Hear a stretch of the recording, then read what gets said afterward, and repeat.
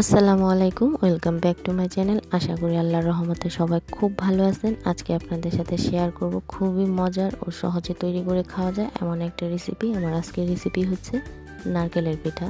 তো নারকেলের পিঠাটা তৈরি করার জন্য আমার যা যা লাগবে আমি নিয়ে নিলাম। তো প্রথমে একটা বাটিতে আমি নিয়ে নিলাম নারকেল কোড়া, দিয়ে দিলাম চিনি, স্বাদ মতো লবণ। এখন চিনি, লবণ আর নারকেলটাকে ভালো করে মেখে নেব যতক্ষণ না চিনি আর নারকেল থেকে পানিটা ছেড়ে আসে। যখন পানিটা ছেড়ে দেবে তখন দিয়ে দেব ময়দা দিয়ে ভালো করে ডো তৈরি করে নেব।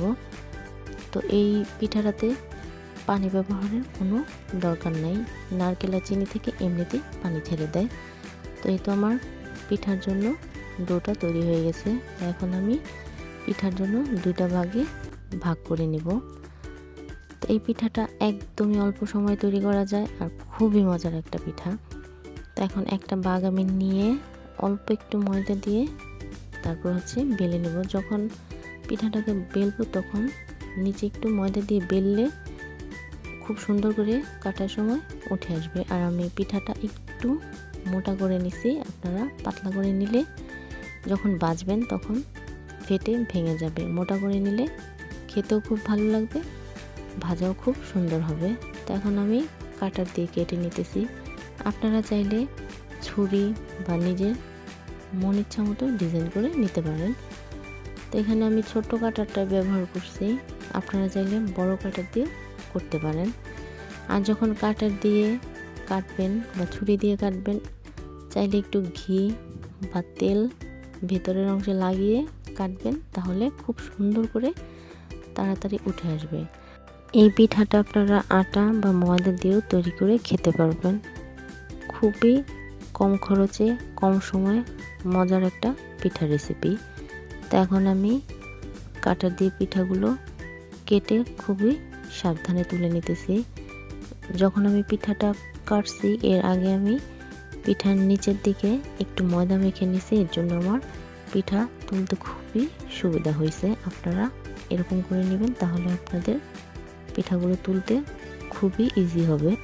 পিঠাগুলো একদমই আমি ইজিভাবে বের করে নিলাম। তো আপনারা চাইলে এরকম করেও কেটে নিতে পারেন।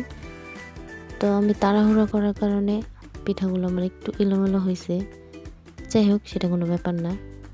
তারপর আমি ছুরি দিয়ে কীভাবে কাটতেছি সেটা আপনাদের সাথে একটু শেয়ার করলাম। তো এটা চাইলে আরও একটা ডিজাইন করে কাটা যায়, সেটা আপনার ঝাঁঝরিতে নিয়ে তারপর ডিজাইনটা করে নেওয়া যায়। সেটা একদমই বিস্কিটের মতো দেখতে লাগে। তো আমি এখানে বরফি আকারে কেটে নিলাম, কেটে তারপর চলে যাব ভাজার জন্য। তো আমার সবগুলো পিঠা কাটা হয়ে গেছে, আপনাদের সাথে আমি শেয়ার করলাম। তো তেলটা আমি আগেই গরম করে নিয়েছি। পিঠাগুলো যখন তেলে ছাড়বেন খুবই সাবধানে দিবেন যেন গায়ে ছিটে না আসে। তো একদম হাই হিটে যদি তেলটা গরম করে নেন তাহলে পিঠাগুলো ভাজা সুন্দর হবে না, একদম উপর থেকে পড়ে যাবে, ভিতরে কাঁচা থাকবে। তো আমি পিঠাগুলো দেওয়ার পর একটু উল্টে পাল্টে ভেজে নিলাম। তো চাইলে আপনারা এরকম রং করেও তুলে নিতে পারেন। তো আমি একটু বেশি করে ভেজে তারপর তুলে নিলাম। তো আশা করি আমার রেসিপিটা সবার কাছে খুবই ভালো লাগলে লাইক, কমেন্ট, শেয়ার এবং সাবস্ক্রাইব করতে ভুলবেন না। সবাই খুব ভালো থাকবেন, সুস্থ থাকবেন। আল্লাহ হাফেজ।